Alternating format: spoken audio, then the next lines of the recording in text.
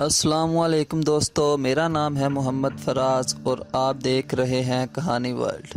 دوستو، ویڈیو شروع کرنے سے پہلے اگر آپ نے ابھی تک میرا چینل سبسکرائب نہیں کیا تو میرے چینل کو سبسکرائب کریں اور ساتھ موجود بیل آئیکن پر بھی پریس کریں تاکہ آپ کو ہماری ویڈیوز ملیں سب سے پہلے۔ دوستو، جیسا کہ آپ کو پتا ہے کہ پچھلے کچھ دنوں سے بھارت نے کشمیر پر جو خود ساختہ قبضہ کر کے کرفیو لگایا ہے اور لوگوں پر ظلم ڈھا رہے ہیں، نہ ان کو بجلی فراہم کی جا رہی ہے، ٹیلی فون سروس بند، انٹرنیٹ بند، نہ وہ کھانے پینے کی اشیاء خرید سکتے ہیں۔ اس کے پیش نظر اقوام متحدہ کی سلامتی کونسل کا گزشتہ روز مقبوضہ کشمیر کے معاملے پر اجلاس ہوا، جس میں مستقل اور غیر مستقل اراکین نے کشمیر کی موجودہ صورتحال کو تشویشناک قرار دیا اور مسئلے کو اقوام متحدہ کے چارٹر کے مطابق حل کرنے پر زور دیا۔ سلامتی کونسل کے اس اجلاس نے بھارت کی عقل بھی ٹھکانے لگا دی۔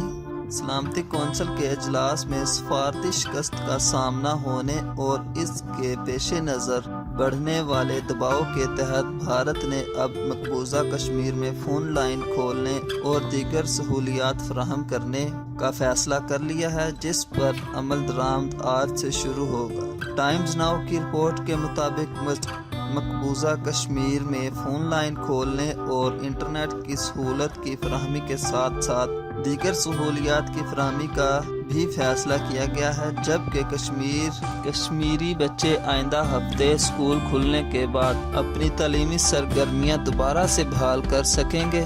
بھارتی میڈیا کی رپورٹ میں بتایا گیا کہ کشمیریوں کو 2G انٹرنیٹ کی سہولت فراہم کر دی گئی ہے۔ بھارتی میڈیا کی رپورٹ میں مزید کہا گیا کہ آپ بھی دیکھیں، یاد رہے کہ کشمیر میں آج کرفیو کا 13واں روز تھا۔ گزشتہ روز مسئلہ کشمیر کے معاملے پر اقوام متحدہ کی سلامتی کونسل کا اجلاس ہوا تھا، جس میں بھارت کے 3 اسٹریٹجک پارٹنر نے بھی کشمیر کے معاملے پر اجلاس کے حوالے سے چین کی درخواست کی حمایت کی تھی۔ امریکہ، روس اور برطانیہ نے چین کی حمایت کی اور کہا کہ کشمیر کے معاملے پر اوپن سیشن بلایا جانا چاہیے، جبکہ ڈومیسٹک ریپبلک اور فرانس نے بھارت کی حمایت کرتے ہوئے اوپن سیشن کی مخالفت کی تھی۔ سلامتی کونسل کے 15 اراکین ہیں، جن میں سے 12 اراکین نے اوپن سیشن کی حمایت کی۔ اراکین نے مقبوضہ کشمیر کی صورتحال کو گمبھیر قرار دیا تھا۔ یہی مبینہ وجہ ہے کہ سلامتی کونسل میں سفارتی شکست